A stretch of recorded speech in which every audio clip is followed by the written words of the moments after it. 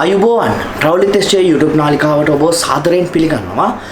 මේ වීඩියෝ එක එක්තරා විදියක එයාලයින් රිවිව් එකක් වෙන්නත් පුළුවන්. ඒ වගේම ඔබට බාර ගන්න පුළුවන් මේක මගේ එක්ස්පීරියන්ස් එක ෂෙයා කර ගැනීමක් විදියටත් බාර ගන්න පුළුවන්. ඉතින් මේ වීඩියෝ එකෙන් අපි එයාලයින් පහක් ගැන කතා බහ කරනවා සහ මේක මගේ එක්ස්පීරියන්ස් එකක්. අපේ ලාස්ට් ටුවර් එකේ අපි එයාලයින්ස් පහක් යූස් කරලා තමයි අපේ ටුවර් එක අපි කම්ප්ලීට් කරේ. ඉතින් මොකද අපි එක එක රූට්ස් වල ගියා, එක එක තැන්වල ගියා, අපි ඩෙස්ටිනේෂන් තුනක නතර වුණා. ඉතින් මේ දේවල් එක්ක අපිට මේ ගුවන් සමාගම් වල එක්ස්පීරියන්ස් එක ගන්න හැකියාවක් ලැබුණා එකම ටුවර් එකකින්. ඉතින් රැඳිලා ඉන්න අපිත් එක්ක අපි මේ වීඩියෝ එකෙන් එයාලයින්ස් පහක් ගැන රිවිව් එකක් දෙනවා.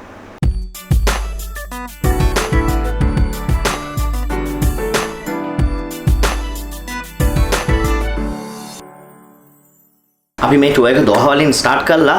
මුලින්ම අපි තායිලන්ඩ් බැංකොක් වල තමයි ඩෙස්ටිනේෂන් එකක් විදියට ගියේ. අපි මේ රූට් එක යන්න අපි යූස් කරේ එයා ඇරබියා. එයා ඇරබියා කියන්නේ බජට් ෆ්ලයිට් එකක්. ඔයගොල්ලෝ හැමෝම දන්නවා. ඉතින් අපි ඒක යූස් කරා මොකද අපි ට්‍රැවල් කරේ පොඩක් පීක් ටයිම් එකක. ඒ වගේම තමයි හැමෝම දන්නවා ගල්ෆ් වල තියෙන යුදමය වාතාවරණය. අපි ට්‍රැවල් කරනකොට ගොඩක් ගුවන් සමාගම් දෝහා වලට එන එක නවත්තලා තිබ්බේ. ඉතින් මේ දේවල් එක්ක ගුවන් ප්‍රවේශ පත්‍ර වල මිල ඉතාමත් අධිකයි. ඉතින් අපි තායිලන්ඩ් වල ස්ටොප් එකක් ගන්න තීරණය කරා. ඉතින් ඒ හින්දා අපිට අඩුවටම හම්බුනේ එයා ඇරබියා. අපි එයා ඇරබියා එක තමයි යූස් කරේ. අපිට හම්බුණ ෆ්ලයිට් එක දෝහා ඉඳන් සාජා to බැංකොක්.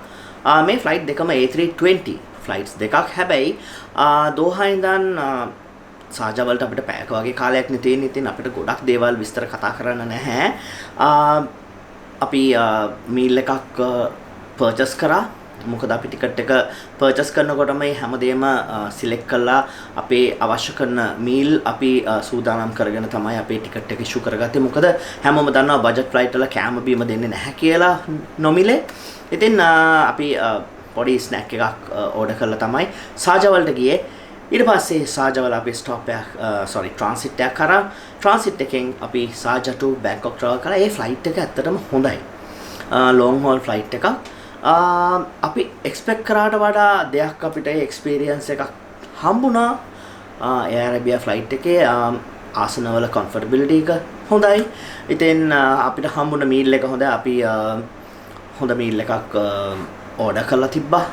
ඉතින් අපිට මේ මීල් එක අපිට හම්බුණා සහ අපේ පොඩි එක්කෙනාට අපිට හොඳ එක්ස්පීරියන්ස් එකක් දෙන්න පුළුවන් වුණා එයා ඇරබියා ෆ්ලයිට් එකේ අපි හිතුවට වඩා.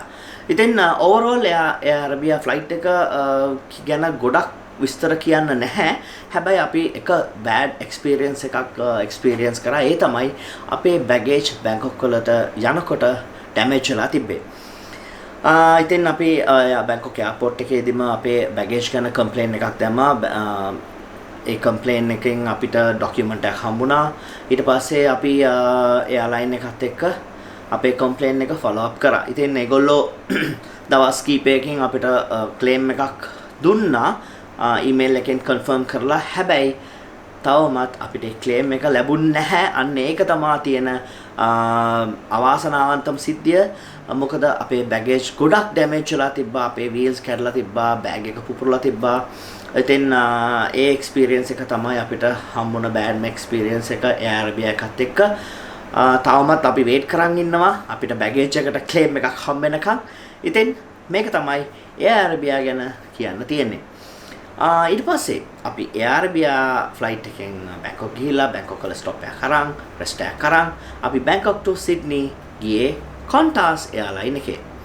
අපිට කොන්ටාස් ෆ්ලයිට් එක ගැන අපි ෆස්ට් ටයිම් තමයි කොන්ටාස් ෆ්ලයිට් එක එක්ස්පීරියන්ස් කරේ. සහ අපි හිතුවට වඩා හොඳ ෆ්ලයිට් එකක් ඒක. ආසන තිබ්බේ සීට්ස් කන්ෆිගරේෂන් එක තිබ්බේ 242. ඉතින් අපිට හොඳ එක්ස්පීරියන්ස් එකක් හම්බුණා ඒ ෆ්ලයිට් එකේ. ඇත්තටම ලොන්ග් හෝල් ෆ්ලයිට් එකක්. පැය මම මතක විදියට පැය 11ක පැය 11ක වගේ ෆ්ලයිට් එකක් ඒක. පැය 9යි විනාඩි 15ක ෆ්ලයිට් එකක්. ඉතින් මේ ෆ්ලයිට් එකේ අපිට හම්බුනේ A330 කියන එයාක්‍රාෆ්ට් ටයිප් එක. අපිට හොඳම එක්ස්පීරියන්ස් එකක් දුන්නා Qantas. ඇත්තටම ඒගොල්ලොන්ගේ සීට් වල කම්ෆර්ටබිලිටි එක අපි එක්ස්පෙක්ට් කරාට වඩා උපරිම ලෙවල් එකක තිබ්බා. අපිට මීල්ස් ගැන කතා කරනකොට මීල්ස් ගැන අපිට කතා කරන්න කිසිම වැරද්දක් නැහැ. මොකද අපේ ෆ්ලයිට් එක ටේක් ඔෆ් කරාට පස්සේ ඉමීඩියට්ලිම අපිට ස්නැක් එකක් හම්බුණා. ඒ ස්නැක් එකත් එක්ක ඊට පස්සේ අපි චුට්ටක් වෙලා ඒ ස්නැක් එකත් එක්ක එක්ස්පීරියන්ස් කරන් ඉන්නකොට එන්ජොයි කරන් ඉන්නකොට ඔන්න අපිට මේන් මීල් එකක් ආවා. ඉතින් මේ මේන් මීල් එකත් ඇත්තටම හොඳම තත්ත්වයේ තිබ්බා. අපි එක්ස්පෙක්ට් කරාට වඩා හොඳ ලෙවල් එකක තිබ්බ මීල් එකක් එයාලයින් අපි ට්‍රැවල් කරලා තියෙන එයාලයින්ස් එක්ක ඒ මීල් එකත් එක්ක ඊට පස්සේ අපිට ටිකක් වෙලා යනකොට අයිස්ක්‍රීම් එකකුත් දුන්නා. අපි මම දන්නේ මම නම් ෆස්ට් ටයිම් ඒ වගේ එක්ස්පීරියන්ස් එකක් ගත්තේ. සමහර කෙනෙක් මේ එක්ස්පීරියන්ස් එක අරගෙන ඇති. හැබැයි මේක මට හම්බුණ හොඳම ෆ්ලයිට් මීල් එක. මොකද අපි එක්ස්පීරියන්ස් කරේ නැහැ ඒ වගේ එකම එයාලයින් එකක්වත් මීට කලින්. ඉතින් අපි ඊට පස්සේ රෙස්ට් එකක් අරගත්තා. අපි නිදාගත්තා. ෆ්ලයිට් එකේ සීට් එකේ තිබ්බ කම්ෆර්ටබිලිටි එක ඇත්තටම හොඳයි. අපිට හොඳ පහසුවෙන් නිදා ගැනීමට හැකියාවක් ලැබුණා ඉකොනොමි ක්ලාස් එකේ ට්‍රැවල් කළත්. මොකද අපි ලොන්గ్ හොල් ෆ්ලයිට් එකක ඉකොනොමි ක්ලාස් එක යනකොට ඔයගොල්ලෝ හැමෝම දන්නවා ඒක හරිම අමාරු වැඩක්. නමුත් අපිට කිසිම අමාරුවක් දැනුන්නේ නැහැ. මොකද ඒකේ තිබ්බ කම්ෆර්ටබිලිටි එක සීට් එකේ තිබ්බ ස්පේස් එක ඒ වගේම අපිට ඒ ෆ්ලයිට් එකේ රික්ලයින් කරන්න තිබ්බ කැපැසිටි එක වැඩි. ඉතින් ඒක ඇත්තටම සුපර් ලෙවල් ෆ්ලයිට් එකක් අපිට හම්බුනේ. ඉතින් අපි ඒ ෆ්ලයිට් එකේ පොඩ්ඩක් රෙස්ට් කරලා ඊට පස්සේ ලෑන්ඩ් කරන්න දෙයකට වගේ කලින් අපිට ආයෙමත් ඇහැරුණා. අපිට ඉතින් ආයෙමත් ඒගොල්ලෝ මේන් මීල් එකක් දුන්නා ෆ්ලයිට් එක ලෑන්ඩ් කරන්න කලින්. ඉතින් ඇත්තටම හොඳම එක්ස්පීරියන්ස් එකක් තමයි Qantas එයාලයින් එක අපිට ලබා දුන්නේ බැංකොක් ටු සිඩ්නි ෆ්ලයිට් එක. ස්ටාෆ් ගත්තත් ස්ටාෆ් හරිම ෆ්‍රෙන්ඩ්ලි. අපිට හැමතිස්සෙම සපෝට් කරා. අපි කතා කරපු දේවල් වලට අපි පොඩි කෙනාගේ සමහර දේවල් වලට අපිට කතා කරන්න සිද්ධ වුණා ෆ්ලයිට් ඇටෙන්ඩන්ට්ස්ලාට. ඉතින් ඒගොල්ලෝ අපිට ගොඩක් දේවල් සපෝට් කරා ඒ අවස්ථාවන් වලදී. ඇත්තටම අපිට Qantas එකෙන් දුන්නේ හොඳම එක්ස්පීරියන්ස් ෆ්ලයිට් එකක්. ඊට පස්සේ අපි ෆ්ලයි කරේ සිඩ්නි to Queenstown. ඒකත් Qantas පොඩි ෆ්ලයිට් එකක්. ඒක Boeing 737 ෆ්ලයිට් එකක්. ඔව් Boeing 737 ෆ්ලයිට් එකක්. ඒක පොඩි ෆ්ලයිට් එකක්. හැබැයි ඒකේ කියන තරම් ලොකු වැරද්දක් නැහැ. හොඳ එක්ස්පීරියන්ස් එකක් ඒකෙත් හම්බුණා. අපිට ඒකේ ෆ්‍රී Wi-Fi එකක් හම්බුණා throughout the flight. ඒක තමයි අපිට හම්බුණ හොඳම එක්ස්පීරියන්ස් එක ඒ ෆ්ලයිට් එකේදී. මොකද අපේ ආසනාංක අපිට හම්බුනේ පිටපස්සෙම. ඒකත් එක්ක අපිට කරදරයක් නැතුව යන්න හැකියාවක් ලැබුණා Queenstown වලට. ඉතින් Qantas වල එක්ස්පීරියන්ස් එක මෙන්න මේක.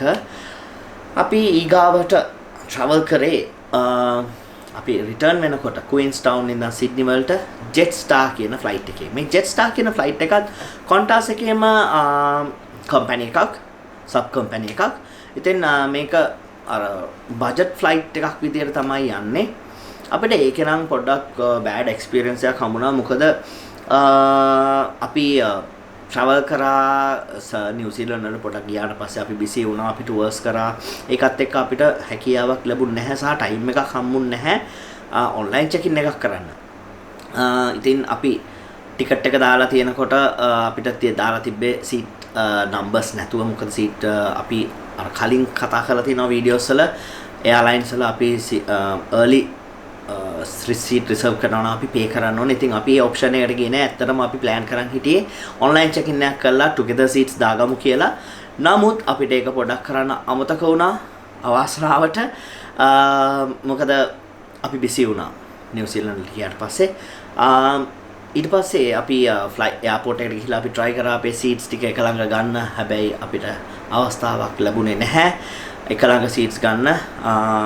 පොඩි කෙනායි වයිෆුයි පිටපස්සේ සීට් එකක එක ළඟ මම ඉස්සරහ සීට් එකේ හිටියේ. ඉතින් අපි try කරා එයාලයින් එක ඇතුළෙත් ෆ්ලයිට් එක ඇතුළට ගියාට පස්සෙත් change කරගන්න. නමුත් එතන හැකියාවක් ලැබුණ නැහැ. මොකද එතනත් හිටියේ family එකක් නිසා.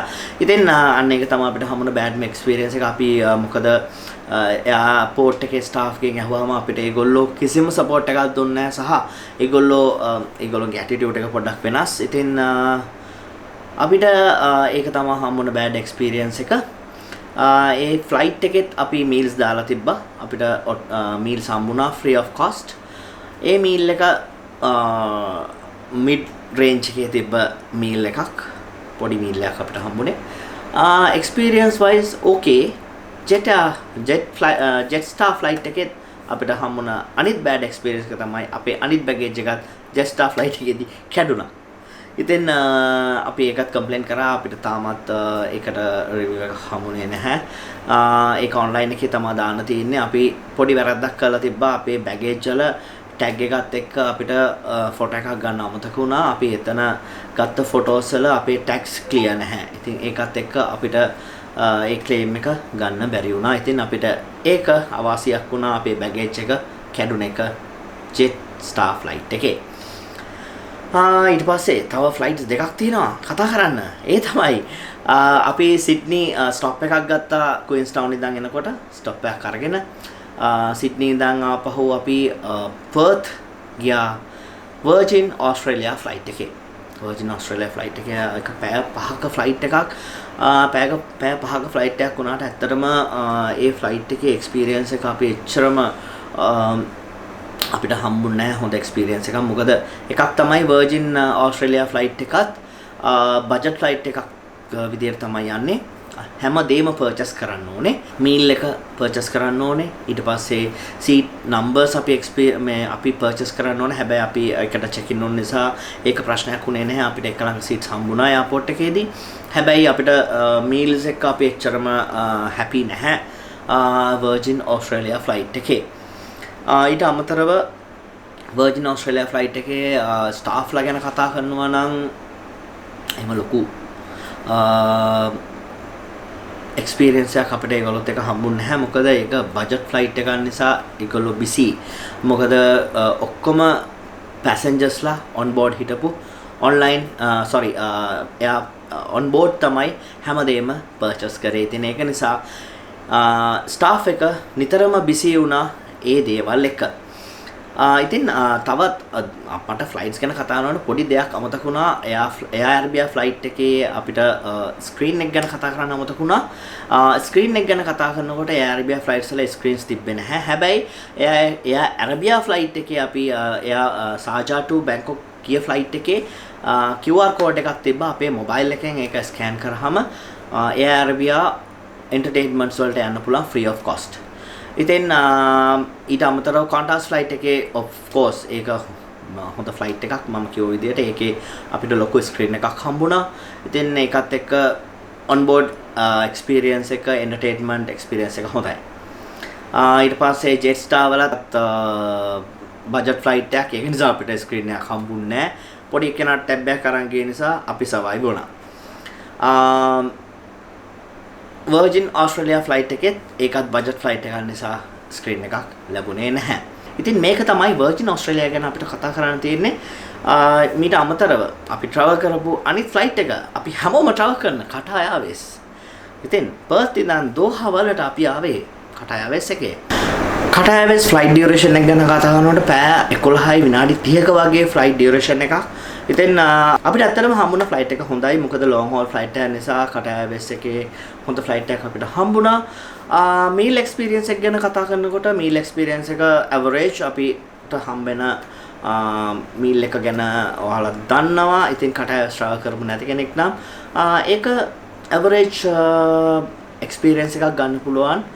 ඉතින් කටා එයාර්වේස් ගැන කතා කරනකොට කටා එයාර්වේස් මීල්ස් අපිට අර වගේම මීල්ස් දෙකක් හම්බුණා. ඇවරේජ්ලි හොඳ මීල් එකක්. ඒක ඇත්තටම ඒ එක්ස්පීරියන්ස් එක අපිට කටා එයාර්වේස් එකේ හැමදාම ගන්න එක්ස්පීරියන්ස් එක වගේම වරද්දක් කියන්න බෑ. ස්ටාෆ් එක ෆ්‍රෙන්ඩ්ලි. ඒ වගේම ස්ක්‍රීන් එක හොඳයි අපිට හම්බුණ.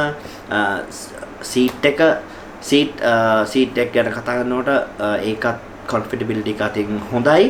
හැබැයි අපිට ඕවර්ऑल කතා කරනකොට මේ කතා කරපු එයාලයින්ස් පහෙන්ම අපිට වැඩිම පොයින්ට්ස් ගානක් දෙන්න පුළුවන් එයාලයින් එක තමයි Qantas Bangkok to Sydney fly කරපු ඒ ෆ්ලයිට් එක නම් සුපර්.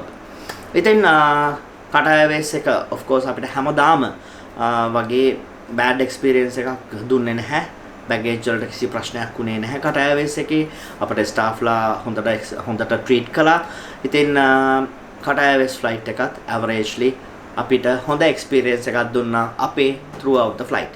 ඉතින් මේක තමයි මේ වීඩියෝ එකෙන් මම කතා කරන්න බලාපොරොත්තු වෙන්නේ. මේ එයාලයින්ස් පහත් එක්ක අපි කම්පෙයාර් කරනකොට Qantas Bangkok to Sydney flight එක තමයි අපිට දුන්න superb experience එක දුන්න එයාලයින් එක සහ flight එක. ඉතින් මෙන්න මේක තමයි මගේ last tour එකේ experience එක, flight experience එක සහ flight review එක. ඔයාලට මේ ගැන මොනවද කියන්න තියෙන්නේ? ඉතින් කමෙන්ට් කරන්න. ඔයාලා මේ flight වල travel කරලා තිනවා නම් ඔයාලගේ experience එක පළයන් කමෙන්ට් කරන්න. ඒ වගේම මේකේ අපි කතා නොකරපු flights ගැන තියෙන bad experience, good experience ඔයාට කමෙන්ට් කරන්න පුළුවන්. එහෙමනම් අපි නැවතත් හමු වෙමු මේ වගේ වීඩියෝ එකකින්. සුබ දවසක්.